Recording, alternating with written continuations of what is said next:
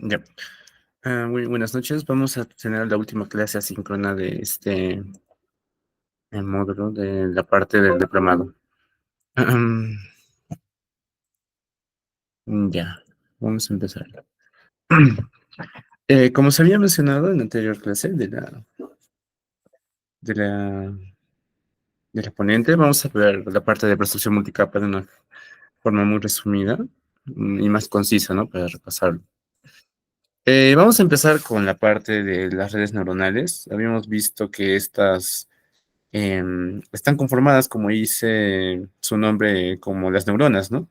La forma de cómo estas se generan es similar, basándose primero en una neurona, que sería un nodo, ¿no? Un unitario, y una neurona es la unidad mínima pues, de todas de todo el cerebro. Entonces, aquí también tenemos la parte de las redes neuronales que consiste en la conexión de varios nodos o varias neuronas y formando una red como tal, ¿no? Y tenemos que, inicialmente, tenemos el perceptrón multicapa, a diferencia de una red neuronal simple, como dice su nombre, multicapa, va a tener diferentes niveles, ¿no? Capas. Por ejemplo, acá tenemos el ejemplo de uno simple, capa de entrada y capa de salida, ¿no? Es algo muy sencillo. Pero el perceptrón multicapa que ya tiene, ¿no? Capa de entrada, varias capas y una capa de salida, ¿no? Estas llamadas las capas ocultas, las hidden layers, si no me confundo. Y acá tenemos ese es el ejemplo más común del perceptrón multicapa y que vamos a ver en sí cómo pues actúa, ¿no? El multiplayer perceptron es como dice su nombre, es una red neuronal con entrenamiento supervisado, pues que significa que pues le damos datos ya etiquetados y se entrena por dos formas, que es la retropropagación, el algoritmo de aprendizaje supervisado, que en inglés es el backpropagation o backpropagation de errores, que se menciona, y el algoritmo basado en la regla de aprendizaje, que es la parte de corrección de errores, que es la regla delta generalizada, ¿no? Estos dos algoritmos, uno más que todo para la parte de el backpropagation se refiere a la parte de regresar atrás con lo entrenado y para ver los errores y en base a esos errores tomarlo y mejorar, ¿no? Mejorar su aprendizaje. Eh, y en la parte del algoritmo basada en la regla generalizada que va en base en la misma corrección de errores, ¿no? Que se hace la parte de ajustar el modelo para un aprendizaje mejor, supervisado, como dice el nombre. Entonces, ¿cómo va? Tenemos acá la imagen. Tenemos un feed forward y un back propagation. El feed forward básicamente va para adelante y el back propagation comienza para atrás. Uno yendo capas y capas hasta que llega a un modelo final, una salida final. Y el back propagation, pues retrocediendo en los errores que encuentra para poder corregir el modelo, ¿no? Y aquí vemos que pues tenemos la parte de la estructura de la red neuronal, en este caso del perceptrón multicapa, ¿no? El input, la primera capa oculta y la última, ¿no? Y vamos viendo que hasta que tiene un output layer, una salida final. ¿Y por qué tienen varias capas, no? En base a esto también hay las reglas de las compuertas que también se tocó. Y que mientras más capas hay, de una u otra forma, se tienen más posibilidades de adaptarse, ¿no? A la salida. Y eso nos lleva también a un tema que es el deep learning, que vamos a verlo más adelante también. Y bueno, más que todo eso, ¿no? Acá tenemos el ejemplo como tal, en resumidas cuentas, el perceptor multicapa. El- un tema también a considerar son las épocas, ¿no? Las épocas se refiere a la cantidad el tiempo que pasa cuando entrenas un modelo, una red neuronal. Es como decir, un contador, ¿no? Una época es un contador. ¿Cuántas veces he entrenado? Son las épocas. 10 épocas, 10 veces, algo así se entrenó. Entonces, en las épocas también va a depender mucho, ¿no? Si en algunos casos, cuando son muchas épocas, por ejemplo, puede haber un caso de overfitting o underfitting en el caso de que haya pocas, ¿no? Y que no se ajuste el modelo. Eh, y el balanceado es lo que buscamos, ¿no? En encontrar la época correcta. Buscando, eso se llama el ajuste. Se me confunde el ajuste perfecto. Pero vamos a ver qué define ese ajuste, ¿no? En las épocas. Cuando teníamos el bias, que ya vimos que era la parte del el ajuste y la varianza, en el underfitting el bias es alto, y mientras que la varianza es baja, ¿no? Por eso es el underfitting que es recto, ¿no? No se hace una generalización y pues no se llega mucho a lo que queremos, ¿no? Y básicamente se define como una función lineal.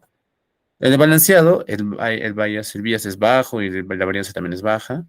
Veamos que ya se ajusta mejor a nuestro modelo, pero no se ajusta completamente, o sea, aún tiene un margen, pero este margen es como lo aceptable, ¿no?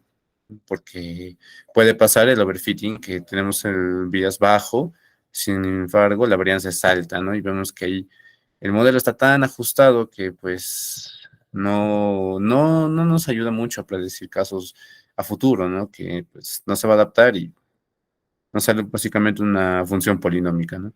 Aquí en el balanceado era una función cuadrática. Ya vamos a entrar en el punto, el más importante, que era el machine learning. Digo, el deep learning. Aparte de que, disculpe, en lo que habíamos tocado el machine learning era, pues, agarramos un input, manualmente sacamos las características, ¿no? de nuestra data, y eso lo clasificamos usando un modelo, ¿no? Y al final nos dice carro y no carro. Pero este paso de la extracción de características que normalmente lo hacíamos antes, por ejemplo, no sé, en la clasificación de animales, cantidad de patas, 4, pelaje, bajo, medio, alto y así. Esos datos de que nosotros en sí lo hacemos manualmente en el deep learning, se fusiona la extracción de características y la clasificación.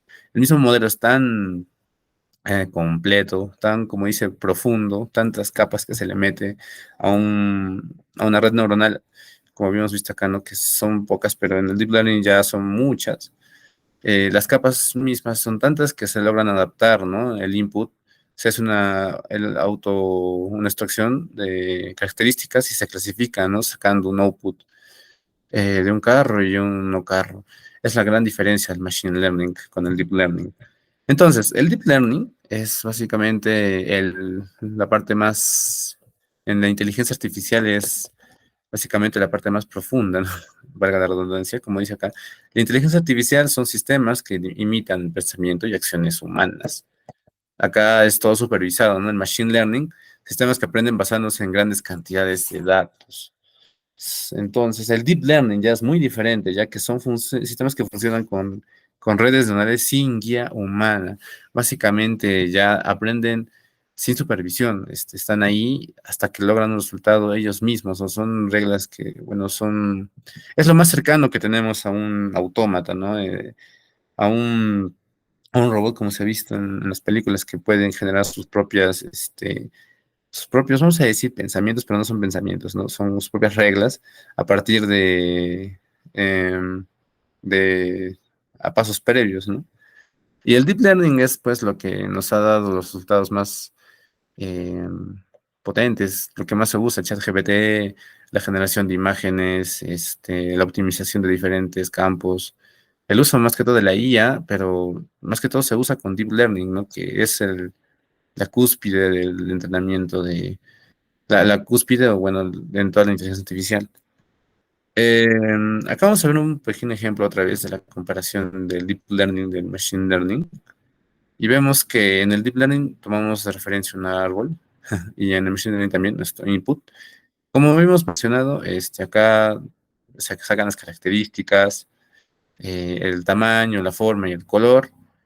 Y cuando ya tiene el tamaño, la forma y el color, la red recién agarra eso, lo pasa a una capa y ya determina árbol o no árbol. Pero a diferencia en el deep learning, vemos que acá él lo separa, el mismo algoritmo va separándolo como tal, hasta que él mismo lo entiende y lo ve como árbol y no árbol, ¿no? Sin la necesidad de darle esas características. Encuentra patrones que ni nosotros hemos encontrado. Es lo maravilloso del deep learning. Y genera pues nuevo conocimiento también, eh, vamos a decirlo, rompe los paradigmas que se establecen con la clasificación y cómo lo interpreta los datos, ¿no? Y uno de los usos que se da más que todo es en las redes neuronales convolucionales, que se usan más que todo para la clasificación de imágenes, ¿no? Y en este ejemplo tenemos la clasificación de si es un perro o es un lobo. Este es más difícil de detallar porque pues eh, son muy similares, ¿no? Un perro y un lobo.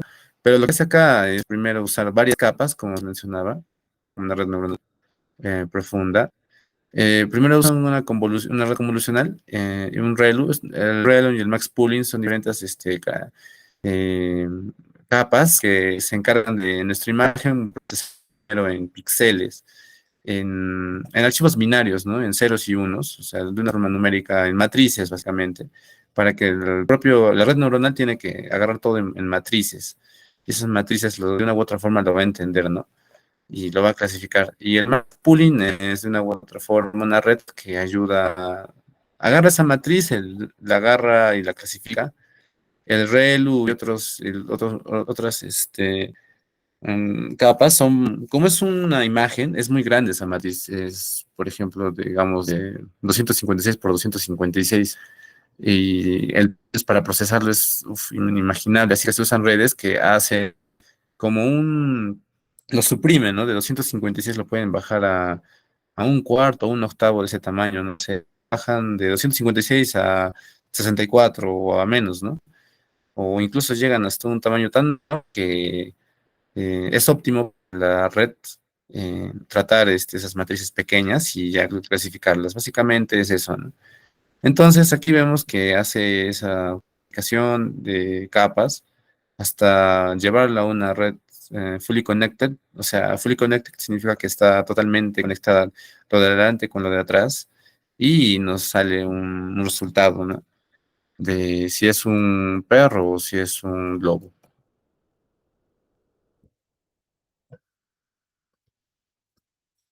Y bueno, ese es uno de los ejemplos. Tenemos otra parte em, de un ejemplo simple similar a este ejemplo de la clasificación de perro o lobo. ¿Cómo podemos implementar una red neuronal profunda en nuestro lab? Es un ejemplo que el mismo Google nos provee, ¿no? Usando uno de los datasets más conocidos, que es el de clasificación de números en base a la escritura en papel de los mismos, ¿no? Y vamos a ver paso a paso cómo se hace este proceso. Inicialmente acá nos da una explicación de lo que ya hemos visto que es una red neuronal convolucional. Tenemos acá una red neuronal profunda. Y vemos que acá tenemos el input, es una red fully connected, porque pues vemos que tiene las conexiones delante y atrás completamente. Las hidden layers, que son varias, y un output único, ¿no? Que nos va a decir en este caso el número. Por ejemplo, si escribimos un 5 pues va a separar nuestro dibujo del 5 y va a entender y lo va a botar y nos va a decir que es un 5. Y vemos que básicamente, eh, a ver, tenemos aquí nuestra fórmula, ¿no? De cómo funciona,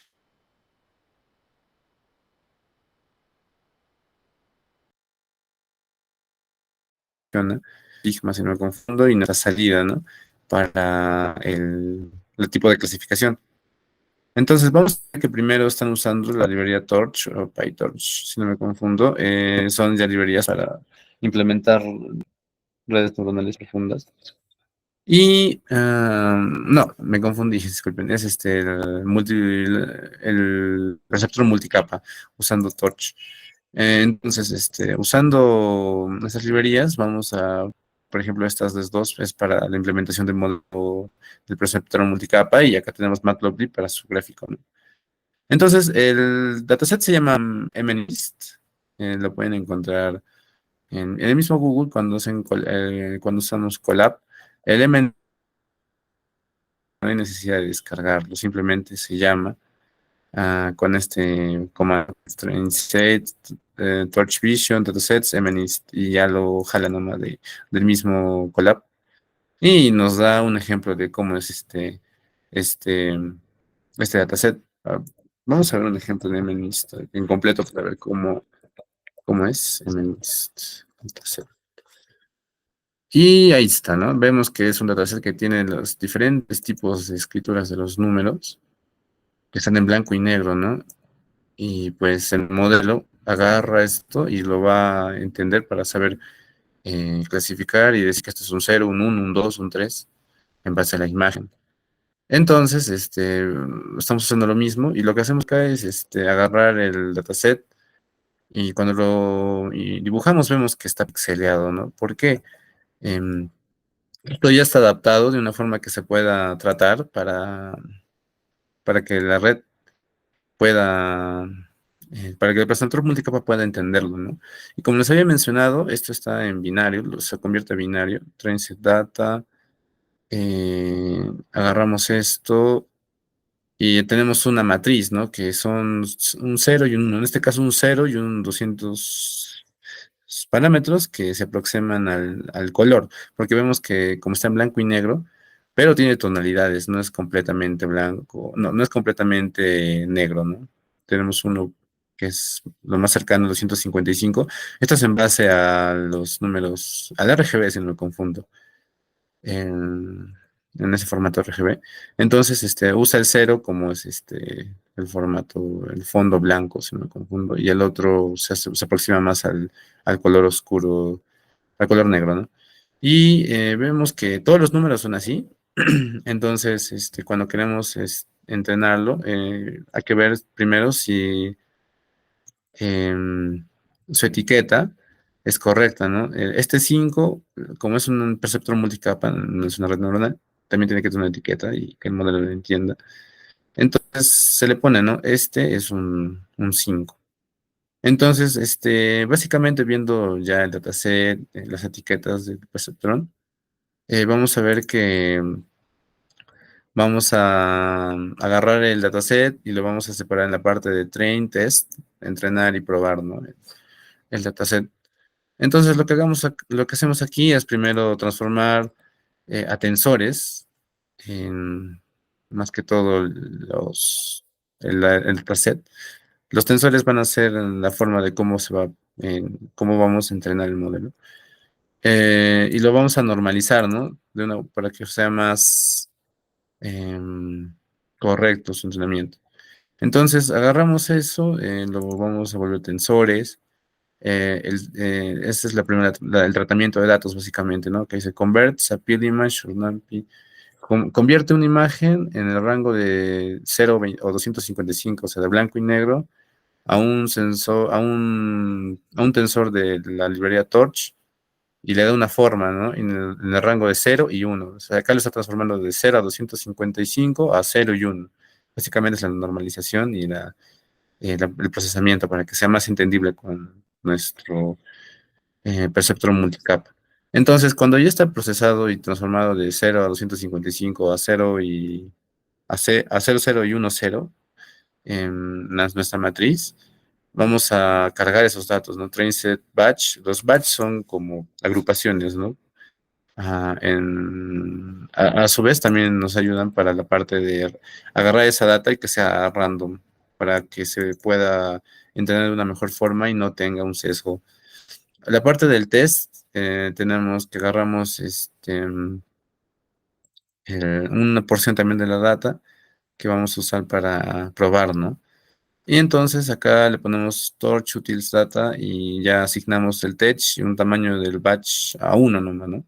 A un test, a diferencia del otro. Y entonces agarramos, vamos a visualizar las capas de entrenamiento. Entonces agarramos estos batches que hemos separado acá, esos conjuntos de datos. Y acá vemos, ¿no? Touch lavers y cómo está el tensor, ¿no? Cada tensor, cómo se está tratando. 404, 187 y así. Es como se etiqueta, básicamente, las capas. Y entonces, ahora lo que vamos a hacer en el perceptor multicapa, tenemos que crear la red, el perceptor multicapa como tal. Entonces, lo que hacemos es creamos una clase que se llama Multilayer Perceptron y le asignamos el módulo Torch. Y aquí lo que estamos haciendo es primero un constructor y acá estamos haciendo una capa de flatten. Esto lo que va a hacer es, como dice su nombre en inglés, aplanar la data, o sea, volverlo de una matriz de n por n a 1 a 1. Y luego, acá de forma lineal vamos a agarrar el input de la primera capa y lo vamos a tratar aquí, ¿no? Con este formato que es 1 por 28 por 28 y agarra los batch que lo habíamos separado en, si no me confundo, en 2048 a la mitad, ¿no? A 1024. Estamos dividiendo básicamente. Y acá el sigmoide, que era una función de activación. La parte, otra vez acá agarramos otra capa lineal y acá estamos tratándolo y regresándolo a su forma normal. O sea, lo que estamos haciendo en sí, como dice acá, primero vamos a tener un input layer y las capas van a ser de una u otra forma, lo vamos a aplanar para que sea más fácil de procesar a nuestro perceptrón, porque pasamos a 256 de entrada y esto con el flatten lo podemos volver básicamente algo más lineal. 1 por 256, en vez de 256 por 256 y como se ve, ¿no? 1 por 28 por 28. Lo estamos dividiendo la matriz. Y luego tenemos que volver a su tamaño original, ¿no? O sea, lo hemos achicado y otra vez al final, para botar un resultado, lo agrandamos. Y aquí tenemos eso, ese es el proceso de cuando ponemos las capas. Y al final nos va, con el forward, ¿no? Nos va a devolver eh, nuestro perceptrón multicapa. Y ya luego de haber estructurado el perceptrón, vamos a entrenarlo. Y aquí vamos a usar el Adam. Y se va a poner una opción de el optimizador con una opción de 0.001 y lo vamos a entrenar, ¿no? Y acá están las épocas, ¿no? ¿Cuántas veces vamos a entrenar el modelo? Tenemos un loss de 0, así que no va a haber, básicamente no se va a tener en cuenta. Y luego los batch los vamos a enumerar. Vamos a recorrerlos y estos batches que son las agrupaciones, lo vamos a agarrar aquí y se usa el optimizador 0 grant, parte de la DAM, y ya tenemos, ¿no? Como dice acá, esta línea llama al forward de acá de nuestro NMLP. Y acá dice, ¿no? Eh, ver que nuestra última capa es lineal. La función no lineal se hace antes de la última capa, ¿no? Y acá hacemos lo asignamos también, empezamos con 0, pero lo asignamos con una entropía. Y acá dice, ¿no? En vez de usar una función no lineal softmax, usamos una función de loss function interna, ¿no? Básicamente son parámetros de optimización para nuestro MLP y aquí cuando lo corremos vemos que en cada época que ha hecho, en la época 0 agarramos un batch, ¿no? Un conjunto de datos 0 y nuestro loss es 2, 232, 245, ya iba variando, ¿no? Época 0 en el conjunto de datos hasta el 29, si no confundo. Y así se repite, ¿no? En la época 1 hasta el 29, el 2. Así va agarrando los bytes son lotes, si no me confundía. Lotes y en cada lote hace su procesamiento por épocas, ¿no? Hasta que vemos que va variando nuestro loss hasta llegar a uno mínimo, ¿no? Un mínimo de 0.0097. Y al final, eh, tenemos que tener otro entrenamiento. Aquí esto es en otro enfoque que me menciona. Dice, a veces durante el entrenamiento de la pérdida se estabiliza y no mejora más. O sea, llega un punto que la pérdida es tan menor que ya no varía. Por ejemplo, acá el loss es 0.08, 0.8, 0.8, 0.7, 0.9, 0.8. Y hay una variación del loss, así que ahí se estanca el modelo, así que es lo máximo que llega, así que tenemos que tenerle otro enfoque, ¿no? Para poder optimizarlo. Entonces dice que aquí vamos a reformular el entrenamiento y va a agarrar vamos a iniciar otra vez la red y vamos a cambiar el optimizador y usando una gradiente descendiente y se va a usar diferentes épocas y se va a actualizar los pesos de la red, ¿no? Se ve que se cambia acá la parte del Adam, se cambia también estos pasos, se agrega un gamma, ¿no? Son configuraciones más específicas y vemos que acá con ese enfoque el 2 otra vez cambia y llegamos a un resultado diferente, con un 0.07 diferencia, a diferencia del 0.09. Y al final, pasando mucho, esta parte es mucho de configuración de las capas, para no confundir. Vemos que ya luego de actualizarlo con diferentes configuraciones, podemos tener un resultado de que es el accuracy, que nos da que es un 0.9687, ¿no? Que el perceptrón logró su función de la parte de clasificar los números escritos a mano y decir, ¿no? Si es un uno, si escribes un uno, pues el modelo va a entender y te va a decir que es un uno, ¿no? Y acá son configuraciones mismas del, de nuestro entorno, ¿no? Con el procesador que usa el Colab. Acá tenemos un ejemplo mejor de cómo la agarra, ¿no? Lo que les decía de cómo agarramos una matriz, por ejemplo, de 28 por 28 y acá solo se agarran segmentitos, ¿no? Para que agarre, por ejemplo, acá avanza de 2 en 2, de 2 en 2, de 2 en 2, de 2 en 2, y de una u otra forma va avanzando en todo este 28 por 28 hasta entender todo el completo, la matriz y dar un veredicto de qué número es, ¿no? Vemos que la convolución es un pedacito de acá y este de acá agarra otro pedazo de acá, ¿no? El pooling vemos que reduce el tamaño de 28 por 28 a 14 por 14, ¿no? ¿Y cómo hace esta reducción? Son métodos también muy específicos, pero básicamente es un promedio de los cuadraditos, ¿no? Si hay un negro, por ejemplo, negro, negro, negro, blanco, negro lo considera todo, el resumen del cuadradito. Y así otra vez lo reduce, se reduce más, acá se reduce otra vez, pero tenemos que regresar a su tamaño original para que nos diga el resultado, ¿no? Y aquí son ejemplos de modelos ya preentrenados que ya existen de clasificación de imágenes, ¿no? Que ya hacen esta función y son capas muy profundas y con básicamente matrices más grandes y diferentes tipos de procesamiento de estas capas, ¿no? Bueno, ese sería un ejemplo y cómo se implementa básicamente un perceptrón multicapa, ¿no? Y vemos que es de una u otra forma complejo, a diferencia de lo que habíamos visto antes de una red neuronal simple. Eh, disculpe, no lo había visto el mensaje. Bueno, eh, entonces, si tienen alguna duda, no duden en preguntarme.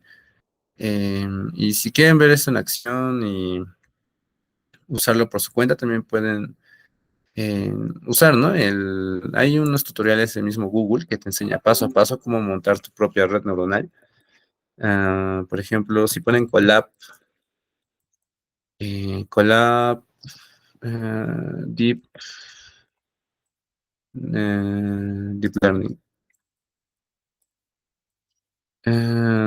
No, es una serie de guía que yo también usé y es muy completa, ¿no? De cómo implementar tu propia red neuronal, aparte también de cómo usar em, las librerías mismas de Google, ¿no? Y bueno, está en inglés, pero pueden usar la opción de traductor, ¿no? También. Pero es una guía muy buena que te ayuda paso a paso a cómo usar tu propio modelo y cómo implementarlo por ti mismo, ¿no? Y bueno, eso más que todo sería. Y si no, también algo más simple y más práctico. Si no me confundo, mi compañero expuso lo que es el Teachable Machine. El- que es una herramienta muy simple para entrenar imágenes o videos o incluso sonido y simplemente jalando tu data, ¿no? Y todo lo que hace Google lo resume y tú solo tienes que tener tus datos, nada más, tu data bien clasificada y ya Google se encarga de clasificarlo automáticamente. Ahora vamos a ver un ejemplo, lo que hemos hecho, ¿no? De clasificación de imágenes. Aquí tenemos la parte de entradas, la preparación del modelo y cuántas capas, incluso se ponen las épocas. Ese tamaño del lote que estábamos viendo, los batch, también está aquí, ¿no? Qué tamañito de cómo lo vamos a agrupar, ¿no? Y cómo va a trabajar el modelo en base a ese tamaño de lotes. Y la tasa de aprendizaje, ¿no? Que hemos visto que usa. Y simplemente vas configurando este modelo. Incluso Google tiene la opción de hacerlo, lo que dice avanzado, ¿no? Pero lo puedes poner si no me confunden, de forma más simple. Y el mismo Google te busca la época, el tamaño del lote y la tasa de aprendizaje perfecta para tus datos y se ajusta y te da un resultado más simple, ¿no? Y bueno, básicamente es eso, ¿no? Cómo lo implementarían de una forma más sencilla, a diferencia si no quieren usar la parte del collab, que es un poquito más compleja, pero les permite em, editarlo, tener más control de su red, básicamente. Bueno, si no habría más preguntas, daríamos por terminada esta réplica. ¿Hay alguna pregunta? Tal vez.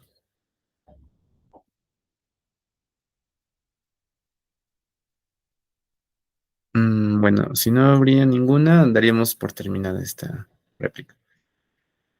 Ok, muchas gracias, David. Hasta luego. Buenas noches.